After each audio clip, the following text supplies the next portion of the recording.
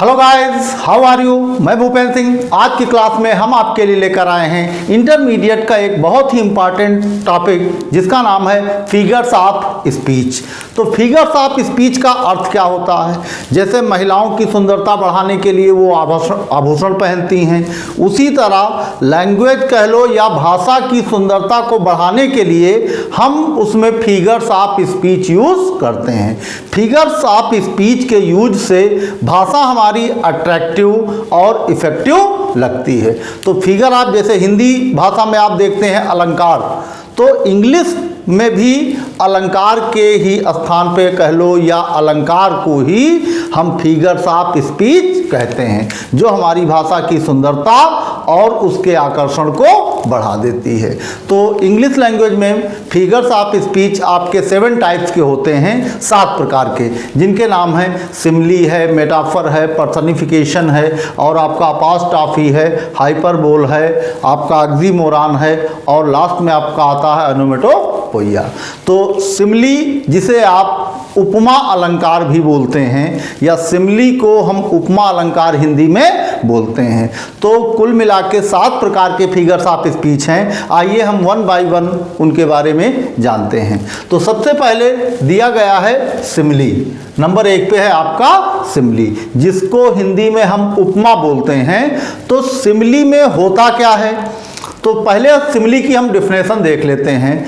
तो simile is a figure of speech in which there is a comparison between two different kind of object which are at least one point in common, and for comparison words as like or so are used। कहने का अर्थ हुआ कि simile में 2 different types की वस्तुओं के बीच हम comparison करते हैं, तुलना करते हैं, लेकिन वो चीज़ें जो होनी चाहिए वो अलग अलग प्रकार की होनी चाहिए। तो 2 चीज़ों के बीच या 2 विभिन्न प्रकार के या अलग अलग 2 प्रकार की चीज़ों के बीच हम तुलना करते हैं, और तुलना करते हुए एक चीज़ का हमें ध्यान रखना होता है कि उन कंपैरिजन में दोनों चीज़ों में कोई ना कोई एक ऐसी सिमिलरिटी जरूर होनी चाहिए जो दोनों में पाई जाए। और कंपैरिजन करने के लिए हम वर्ड एज, लाइक और सो यूज करते हैं। तो इंटरमीडिएट के सिलेबस में पहले आपको सेंटेंस दिए जाते थे, उनको पहचानना होता था और उसके अलावा डेफिनेशन भी देनी होती थी। लेकिन अब बोर्ड ने काफ़ी रियायत दे दी है स्टूडेंट्स को। अब आपको एक डेफिनेशन देनी होगी और उसी डेफिनेशन से रिलेटेड आपको 2 एग्जाम्पल देने होंगे। तो 2-3 नाम दिए रहेंगे बोर्ड में आपको, और जैसे 3 फिगर ऑफ स्पीच के नाम दे दिए गए, उन तीनों फिगर्स ऑफ स्पीच में किसी एक फिगर्स ऑफ स्पीच की आपको डेफिनेशन देनी होगी विथ 2 एग्जाम्पल। तो वैसे तो 7 हैं, लेकिन अगर आपने 3-4 सीक्वेंस में याद कर लिए तो 4 में से ही एक का आना बिल्कुल तय है। तो पहले हम बात करते हैं सिमिली की। तो सिमिली की डेफिनेशन जैसा कि हमने बता दिया, फिर भी हम लिखे दे रहे हैं, आप देख लीजिए कि सिमिली, तो simile is a figure of speech. Simile is a figures of speech, is a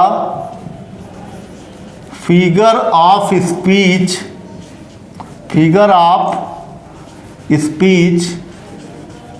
in which there is a comparison, in which there is a comparison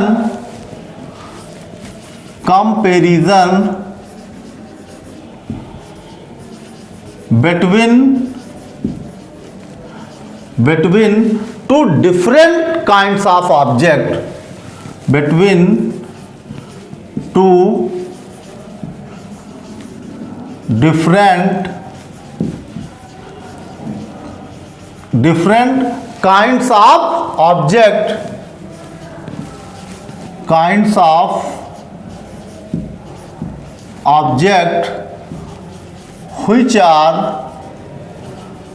which are या आप यहाँ that are लिख सकते हो, which are at least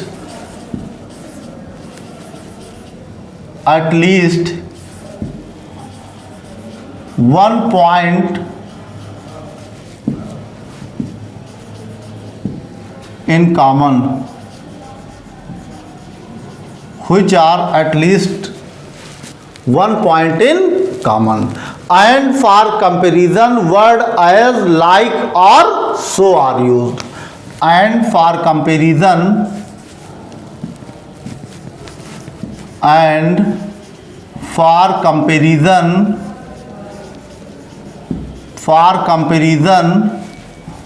words, कौन कौन से words कहे गए हैं? एज, लाइक या सो।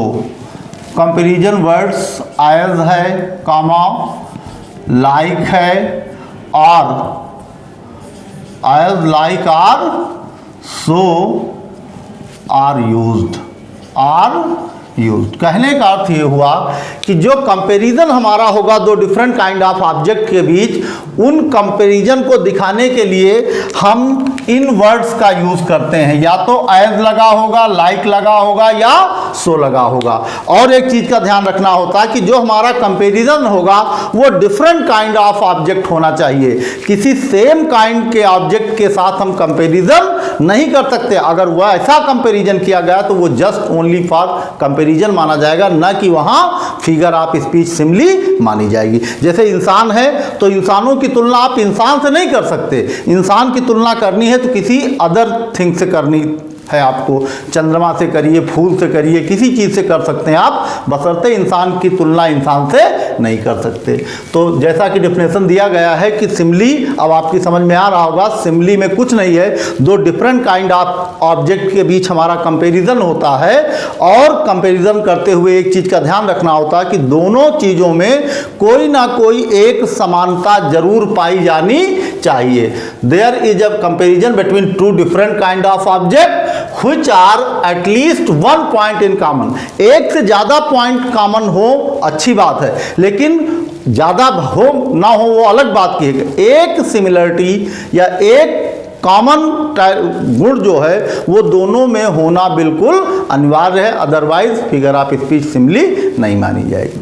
तो और एक चीज़, जब कंपैरिजन करेंगे तो वहां वर्ड एज, लाइक या सो में से एक वर्ड आपका यूज होना चाहिए। एग्जाम्पल के तौर पे हम देख लेते हैं, मान लीजिए एग्जाम्पल के तौर पे she is as fresh as dew. Example इसका दिए दे रहे हैं, मान लीजिए एग्जाम्पल है she is as fresh, she is as fresh as due.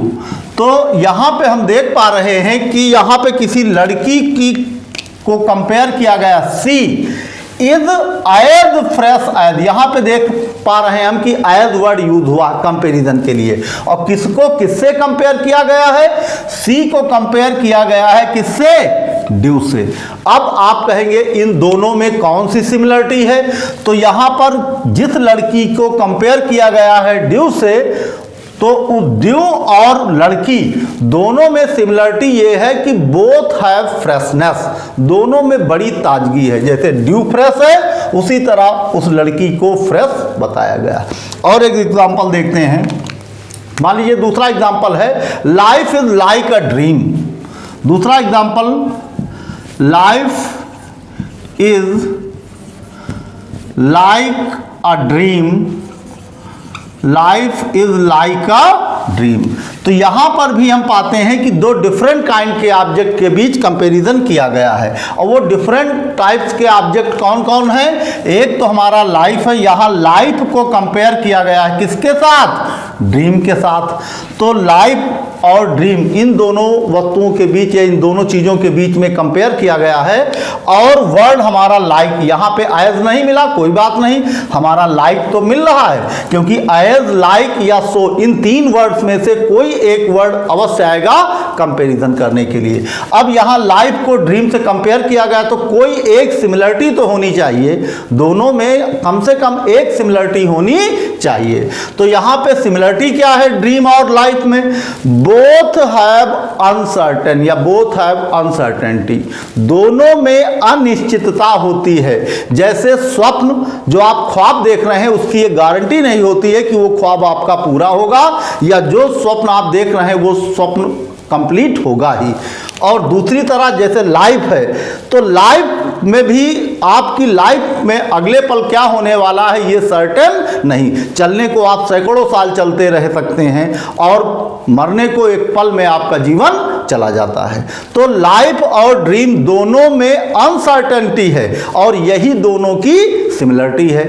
और एग्जाम्पल इसका है जैसे life is like a bubble of water, जीवन पानी के बुलबुले के समान है। यहां भी दोनों में अनसर्टेनिटी है, मतलब दोनों में अनसर्टेनिटी पाई जाती है। न जैसे बबल ऑफ वाटर, पानी का बुलबुला, उसकी भी कोई सीमा नहीं होती वो कितनी देर सरवाइव कर पाएगा, और लाइफ में भी लाइफ कितनी दिनों तक सरवाइव कर पाएगी, दोनों में कोई निश्चितता नहीं होती। और यही सिमिलरिटी दोनों चीज़ों में यहाँ पाई जाती है।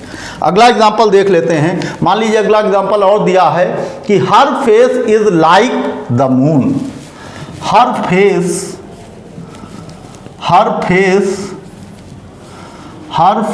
Is like the moon.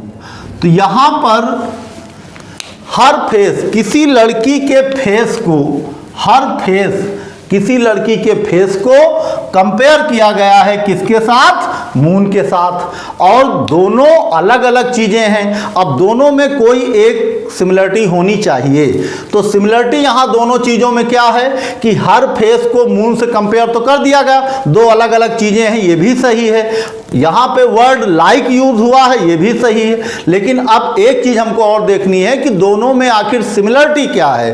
तो हर फेस और मून दोनों में सिमिलरिटी है ब्यूटीनेस, दोनों ब्यूटी हैं, मतलब दोनों में सुंदरता है। हर फेस वो भी सुंदर है तो उसका चेहरा किसके समान है, चंद्रमा के समान। अर्थात जिसको भी कंपेयर किया जा रहा है, जिस फेस को मून के साथ कंपेयर किया जा रहा है, तो फेस भी बड़ा सुंदर है और मून तो दिखने में सुंदर है ही। तो यहां उस फेस और मून दोनों में एक सिमिलरिटी है कि दोनों सुंदर हैं। तो इस तरह ये एग्जाम्पल हुए किसके, सिमिली के। अब आइए हम बात करते हैं दूसरी फिगर ऑफ स्पीच की, जिसका नाम है आपका मेटाफर। दूसरी फिगर ऑफ स्पीच आपकी है मेटाफर। मेटाफर को हिंदी में आप रूपक बोलते हैं। हिंदी में इसको क्या बोला जाता है, रूपक अलंकार। अब सिमिली और मेटाफर दोनों में काफ़ी सिमिलरिटी है, थोड़ा ही दोनों में अंतर पाया जाता है। जैसे सिमिली में कहा गया, सिमिली की डिफिनेशन में बताया गया कि in simile there is a comparison between two different kind of object which are at least one point in common and word for comparison as like and so are used. ये बात तो हुई simile की। अब हम बात करते हैं मेटाफर की। तो in this figure of speech there is also a comparison between two different kind of object. Metaphor में भी दो डिफरेंट काइंड ऑफ ऑब्जेक्ट के बीच हम कंपैरिजन करते हैं। अंतर इसमें यह है कि वहां सिमिली में हम कंपैरिजन के लिए एज, लाइक एंड सो, इन तीन वर्ड्स में से कोई ना कोई एक वर्ड अवश्य यूज करते थे। लेकिन मेटाफर में बस इतना अंतर है कि वहां पर मेटाफर में आपको एज, लाइक, सो वर्ड्स का यूज किए बगैर दो चीजों के बीच तुलना करनी है। तो पहले डिफिनेशन देख लेते हैं मेटाफर की। तो इन मेटाफर, या आप ये कह सकते हैं in this figures of speech, in this figure of speech, figure of speech there is also a comparison, there is also a comparison between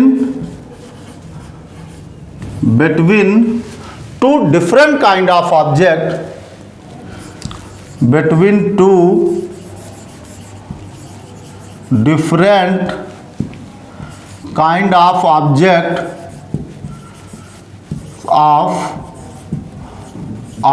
ये तो बिल्कुल सिमिली की तरह इतना चलेगा, but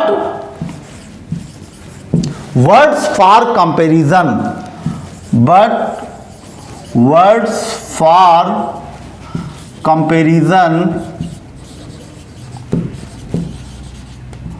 as, like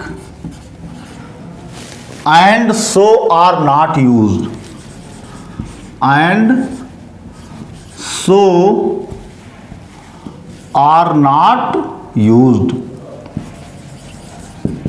are not used. अंतर यह है कि यहां भी कंपैरिजन होगी दो डिफरेंट काइंड ऑफ ऑब्जेक्ट के बीच, लेकिन यहां पर सिमिली की तरह एज, लाइक, सो जो यूज होता था कंपैरिजन के लिए, उन वर्ड्स का यूज नहीं किया जाएगा। उन वर्ड्स का यूज किए बगैर दो डिफरेंट काइंड ऑफ ऑब्जेक्ट के बीच हम यहां कंपैरिजन करते हैं, और यही हमारा मेटाफर है। तो सिमिली मेटाफर काफी हद तक मिलते जुलते हैं, बस थोड़ा अंतर पाया जाता है। सिमिली में वर्ड एज, लाइक, सो यूज करके कंपैरिजन या कंपेयर किया जाता है, और यहां एज, लाइक, सो का यूज किए बगैर दो चीजों के बीच कंपैरिजन की जाती है। एग्जाम्पल के लिए देख लेते हैं। मान लीजिए एग्जाम्पल दिया हुआ है, the camel is the ship of desert, the camel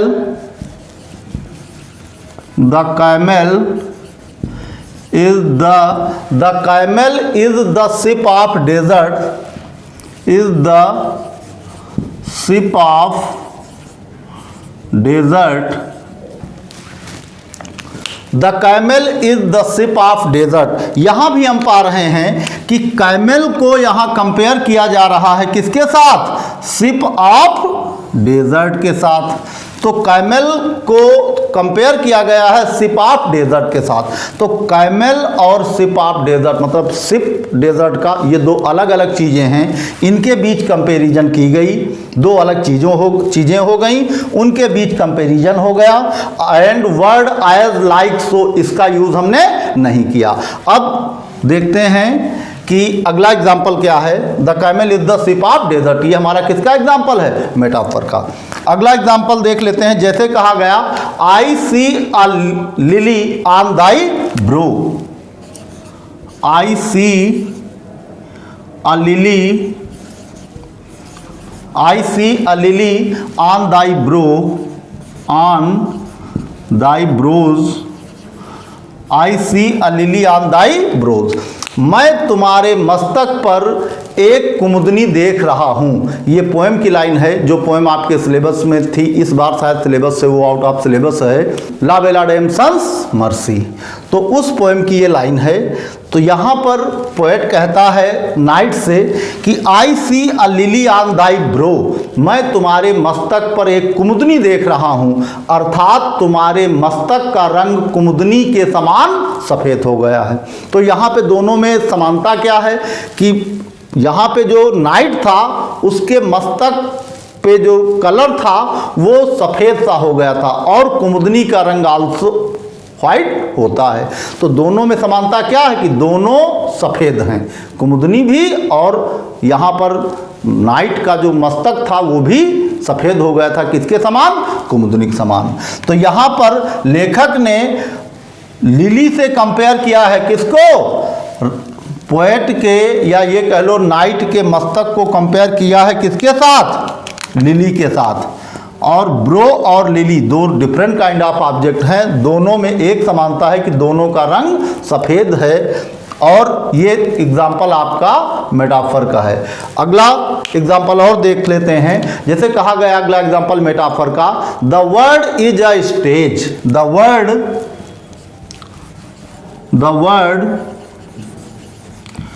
is a stage, the word is a stage. ये जो संसार है ये किसके समान है? संसार, ये जो संसार है हमारा, ये एक रंगमंच के समान है। यहाँ पर भी हम देख पा रहे हैं कि वर्ड को कंपेयर किया गया है किसके साथ? स्टेज के साथ। तो जीवन एक, संसार एक रंगमंच के समान है। तो अगर इसी सेंटेंस में हम कह देते कि world is like a stage, संसार रंगमंच के समान है, तब यहीं पर सिमिली हो जाता। यहाँ पे कहा गया the world is a stage, संसार जो है वो एक रंगमंच है।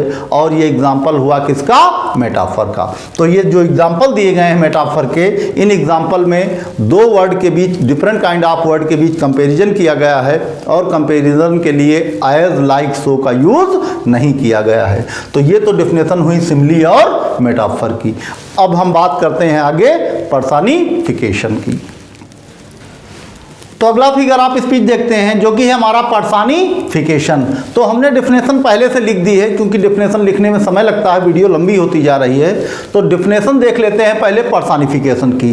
तो personification is a figure of speech in which lifeless things abstract ideas are supposed to be a living beings कह सकते हो आप, और या supposed as having life, दोनों चीज कह सकते हैं। तो देखते हैं, लिखा है इन this figure of speech lifeless objects things and abstract ideas are thought of as having life। आप as having life कह सकते हो, चाहे आप कह लो कि as living beings। तो हिंदी का अर्थ मतलब हुआ कि पर्सनिफिकेशन में निर्जीव वस्तुओं को सजीव मानकर उनका वर्णन किया जाता है। तो ये पर्सनिफाइड हुआ। पर्सनिफिकेशन सबसे इजी डेफिनेशन है। तो पर्सनिफिकेशन में लाइफलेस थिंग्स और ideas abstract ideas lifeless things abstract ideas supposed as a living being, मतलब निर्जीव वस्तुओं को, विचारों को सजीव मानकर उनका वर्णन किया जाता है, और यही हमारा पर्सनिफिकेशन है। तो पर्सनिफिकेशन में आप समझ गए होंगे कि जब कभी निर्जीव वस्तु को सजीव मानकर उसका वर्णन किया जाए वहां पर पर्सनिफिकेशन फिगर ऑफ स्पीच होता है। एग्जाम्पल के लिए देख लेते हैं, जैसे कहा गया कि experience is the best teacher, experience is the best teacher. तो यहाँ एक्सपीरियंस को एज अ लिविंग बीइंग मानकर उसको बेस्ट टीचर बताया गया, क्योंकि टीचर कौन होगा? लिविंग बीइंग होगा। तो मान लीजिए एग्जाम्पल दिया हुआ है experience is the best teacher. तो इसका एग्जाम्पल है आप हमारे पास experience is the best teacher, experience is the best teacher. ये एग्जाम्पल है हमारा पर्सनिफिकेशन का कि experience is the best teacher. यहां पे हम देख पा रहे हैं कि एक्सपीरियंस को बेस्ट टीचर बताया गया है। एक्सपीरियंस जो कि हमारा नॉन लिविंग बीइंग है उसको एज अ लिविंग बीइंग मानकर हमने उसको मेंशन किया है, और यही पर्सनिफिकेशन में होता है। निर्जीव वस्तुओं या विचारों को सजीव मानकर उसका वर्णन किया जाता। तो यहाँ एक्सपीरियंस नॉन लिविंग बीइंग है, नॉन लिविंग थिंग है, और उसको बेस्ट टीचर के तौर पे रिप्रेजेंट किया गया है। दूसरा एग्जाम्पल देख लेते हैं। मान लीजिए दूसरा एग्जाम्पल हमारा है opportunity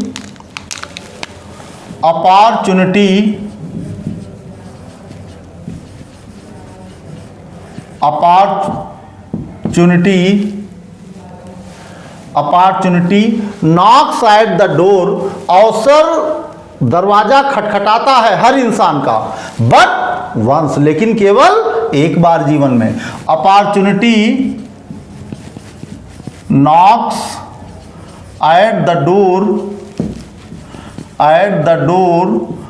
but once, opportunity knocks at the door but once. तो यहां पर हम पाते हैं कि इस एग्जाम्पल में अपॉर्चुनिटी को जो अवसर है, क्योंकि दरवाजा नॉक कौन करेगा?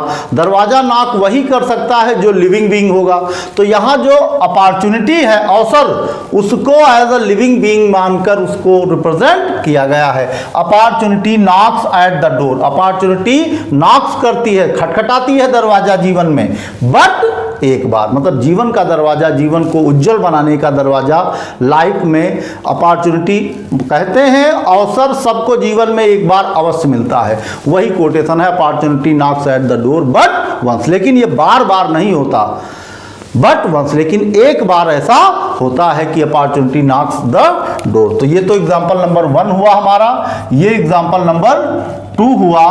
और हम एक एग्जाम्पल और देख लेते हैं जिससे और अच्छे ढंग से आप क्लियर कर पाएं। मान लीजिए कहा गया कि love is blind, love is blind, प्यार कैसा होता है? प्यार अंधा होता है। लव इज ब्लाइंड, प्यार अंधा होता है। ऐसा क्यों कहा गया? क्योंकि प्यार में लोग छोटी मोटी ऊंच नीच इन चीजों की परवाह नहीं करते, और यहां लव को रिप्रेजेंट किया गया है ब्लाइंड। तो तो ब्लाइंड कौन होगा? जो लिविंग बीइंग होगा वही तो ब्लाइंड होगा।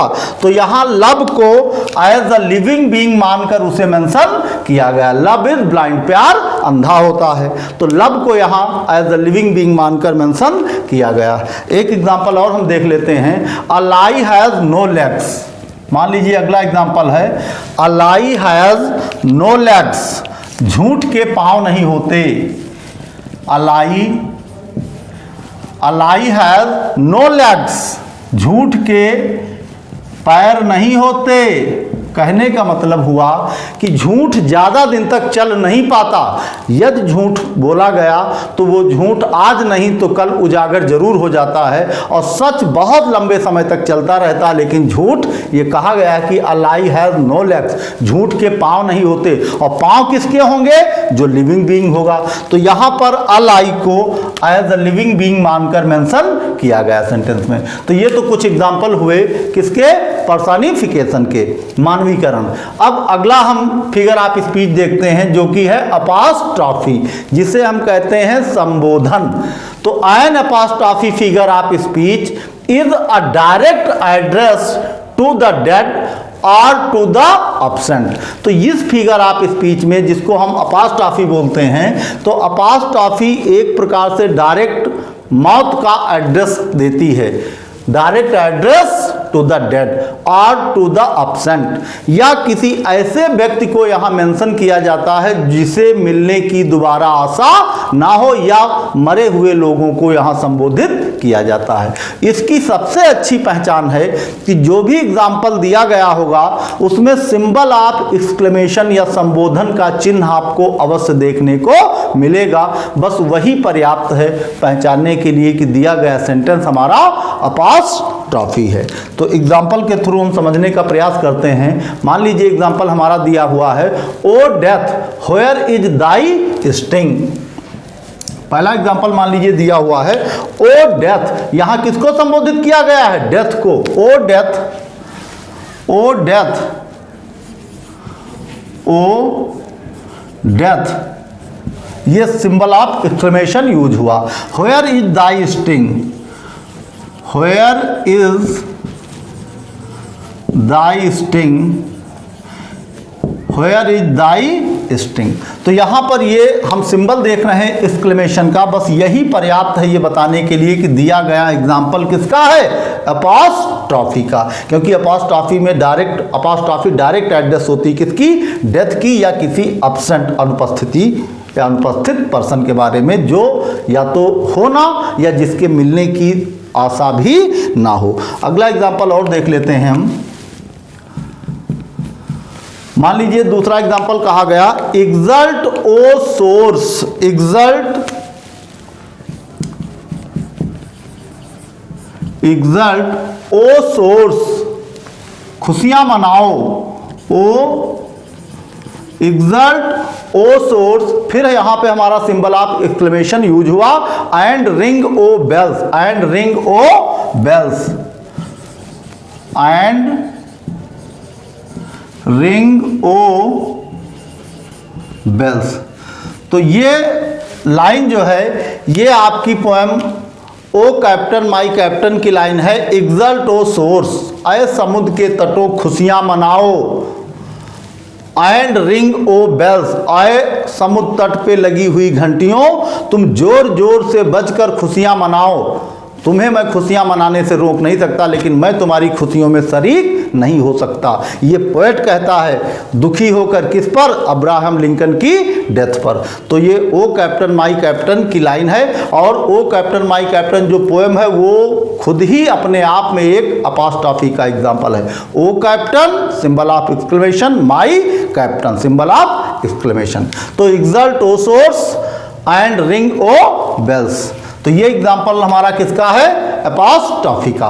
तो सिमिली हमने देख लिया, मेटाफर देख लिया, पर्सोनिफिकेशन देख लिया और अपोस्ट्रोफी देख लिया।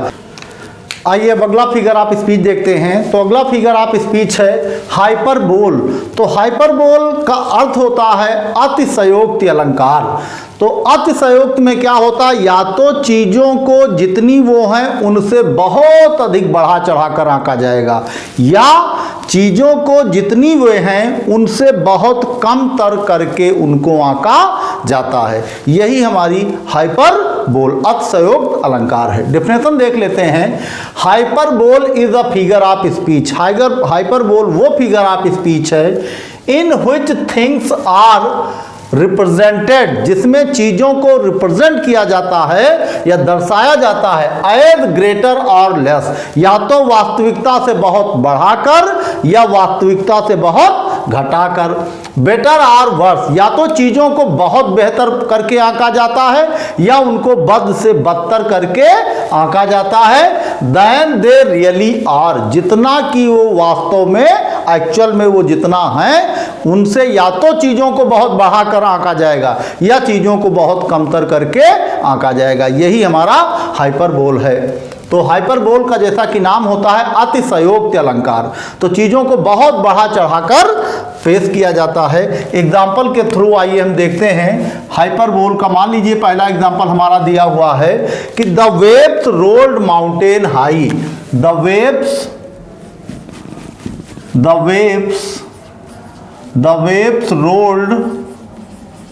waves rolled mountain high. The waves rolled mountain high. कहने का अर्थ हुआ कि जो वेव्स थी रोल्ड माउंटेन हाई, लहरें माउंटेन के समान उठी। तो लहरें कितनी भी बड़ी क्यों ना हो जाए वो माउंटेन की बराबरी नहीं कर सकती। यहाँ सीधा सीधा फेंका जा रहा है। अतिशयोक्त अलंकार का मतलब ही होता है फेंकना, बड़ी बड़ी बातों को फेंकना, इतनी बड़ी बातों को फेंकना जो पॉसिबल ही ना हो, वही हमारा अतिशयोक्त या हाइपरबोल होता। तो the waves rolled mountain high. अगला एग्जांपल देखते हैं। जैसे कहा गया सी shed oceans of tears. C shed oceans of tears. She said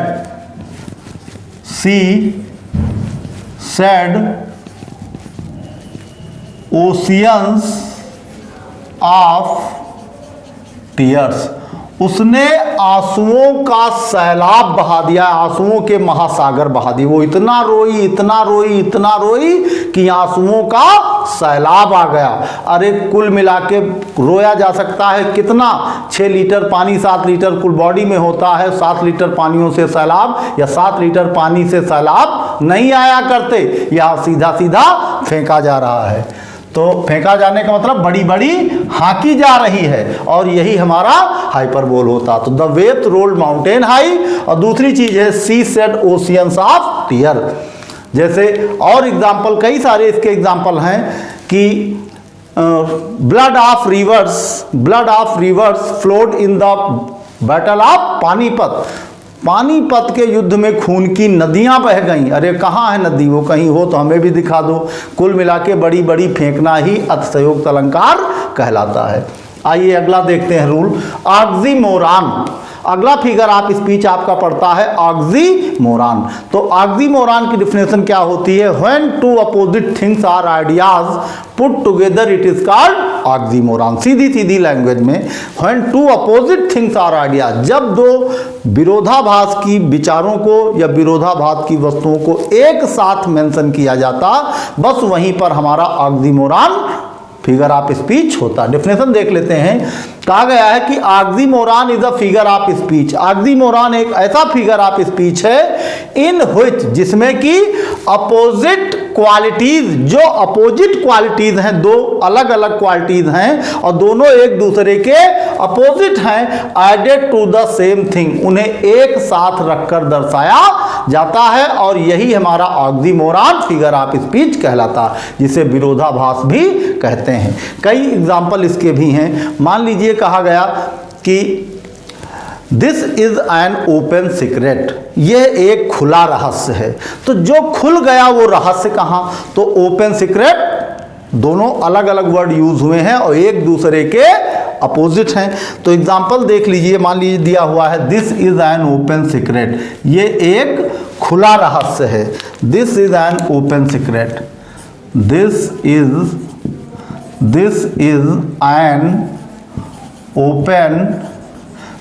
an open secret. यह एक खुला रहस्य है। अब यहाँ पे हम पाते हैं कि दो अपोजिट वर्ड यूज हो रहे हैं, एक ओपन है हमारा और दूसरा उसका अपोजिट है सीक्रेट। क्योंकि जो खुल गया, सब लोग जान गए, तो वो सीक्रेट कहाँ रहा। तो यहाँ पे दो अपोजिट वर्ड यूज होते हैं, जहाँ पर वहाँ फिगर ऑफ स्पीच ऑक्सीमोरॉन होता है। आइए अगला एग्जांपल देख लेते हैं। मान लीजिए love gives pleasing pen.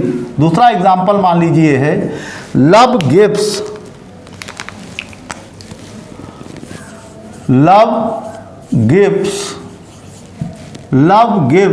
Pleasing pain. Love gives pleasing pain. प्रेम जो है वो मीठी पीड़ा देता है, आनंदित पीड़ा देता है। प्रेम की पीड़ा ऐसी होती है जो प्रेम की पीड़ा ही एक ऐसी पीड़ा होती है जो आनंद प्रदान करती है। तो यहाँ पर भी हम दो अपोजिट वर्ड्स को देख पा रहे हैं, एक है प्लीजिंग और दूसरा हमारा वर्ड है पेन। तो प्लीजिंग पेन दो अलग अलग वर्ड यूज हुए हैं और दोनों एक दूसरे के अपोजिट हैं, और यहाँ पर figure of speech oxymoron use हुआ। और कई सारे एग्जाम्पल हैं। ही इज रेगुलरली इरेगुलर, वो रेगुलरली इरेगुलर, यहाँ रेगुलरली भी कह दिया गया, इरेगुलर भी कह दिया गया। तो ऐसे कई सारे एग्जाम्पल हैं जो अपोजिट एक दूसरे के हैं, या दो अपोजिट वर्ड एक साथ यूज किए जाते हैं, वहाँ पर फिगर ऑफ स्पीच ऑक्सीमोरॉन होता है। तो दो एग्जाम्पल हमने दे दिए। अब आइए अगला फिगर ऑफ स्पीच देख लेते हैं, ओनोमेटोपोइया। तो ओनोमेटोपोइया में क्या होता है, this is the figure of speech in which word suggest it's meaning. इसमें वर्ड ही अपनी मीनिंग खुद सजेस्ट कर देते हैं, वही ओनोमेटोपोइया होती। या ये कह लो इन सेंटेंसेस में ऐसा वर्ड जरूर यूज हुआ होगा जिस वर्ड से हम ध्वनि को इमेजिन कर सकते हैं, कोई साउंड इमेजिन कर सकते हैं। बस यहाँ पे जहाँ पे आप वर्ड्स के द्वारा किसी ध्वनि, किसी साउंड को इमेजिन कर पाएं, वहाँ फिगर ऑफ स्पीच ओनोमेटोपोइया होती है। जैसे डिफिनेशन देख लेते हैं, कहा गया इन दिस फिगर्स ऑफ स्पीच, इस फिगर ऑफ स्पीच में the sound of the words, जो वर्ड की साउंड होती है, सजेस्ट द सेंस और द मीनिंग। वो खुद ही, जो वर्ड यूज होता है वो खुद अपनी मीनिंग या अपना सेंस सजेस्ट कर देता है। तो एग्जाम्पल के थ्रू हम देखते हैं, तब हमें अच्छी ढंग से समझ में आएगा। मान लीजिए पहला एग्जाम्पल दिया हुआ है हमारा, द डॉग बार्क्स, कुत्ते भौंकते हैं। The dog barks, the dog barks, कुत्ता भौंकता है। अगर आप डॉग्स कहोगे तो यहाँ बार्क हो जाएगा, और अगर यहाँ पे आप बार्क लिखना चाहते हो तो डॉग्स कर दो। द डॉग्स बार्क, कुत्ते भौंकते हैं। तो यहाँ पे जो एक वर्ड यूज हुआ है बार्क, बार्क मीन्स ही होता है भौंकना, भौ भौ। तो बार्क ही ऐसा वर्ड है जो अपनी मीनिंग खुद सजेस्ट कर रहा है। दूसरा एग्जाम्पल देख लेते हैं, I heard the humming of bees। मान लीजिए अगला एग्जाम्पल है, I heard the humming of bees। I heard the humming of bees। बीज कहते हैं मधुमक्खियों को। मैंने मधुमक्खियों की भनभनाहट, हमिंग माने होता है भनभनाहट, मैंने मधुमक्खियों की भनभनाहट सुनी। अगला एग्जाम्पल एक और देख लेते हैं। मान लीजिए दिया हुआ है तीसरा एग्जाम्पल कि आई हेयर्ड लाइक वाटर लैपिंग। आई हेयर्ड लाइक वाटर लैपिंग। आई हेयर्ड लाइक वाटर लैपिंग। आई हेयर लैक वाटर लैपिंग, मैंने झील के पानी की लैपिंग को सुना। तो यहाँ पे जो वर्ड है लैपिंग है, यहाँ पे हमिंग है, ये कुछ वर्ड्स ऐसे हैं जो अपने आप अपनी मीनिंग का सेंस सजेस्ट करते हैं कि उसकी साउंड कैसी है। तो ये कुल मिला के 7 प्रकार के फिगर आप स्पीच हुए जो आपके सिलेबस में हैं, और एग्जाम में केवल एक फिगर आप स्पीच की डिफिनेशन 3 दिए जाएंगे और 3 में से कोई एक फिगर आप स्पीच आपको लिखना होगा डिफिनेशन, लेकिन वो डिफिनेशन 2 एग्जाम्पल के साथ होनी चाहिए। तो अगर सारी फिगर आप स्पीच की डिफिनेशन आप ना लर्न कर पाएँ तो सिमिली, मेटाफर, पर्सनिफिकेशन लर्न कर लीजिए और इन तीनों में से एक फिगर आप स्पीच का आना तय है। मान लीजिए और ज़्यादा आप बेहतर ढंग से तैयारी करना चाहते हैं, ऑक्सीमोरॉन ऐड कर दीजिए। अगर ये 4 फिगर आप स्पीच की डिफिनेशन आपने लर्न कर ली विथ 2 एग्जाम्पल, तो ये मान के चलिए बोर्ड में आपके 4 मार्क्स बिल्कुल तैयार हैं। तो फिर मिलेंगे हम नेक्स्ट टॉपिक के साथ नेक्स्ट क्लास में, तब तक के लिए धन्यवाद।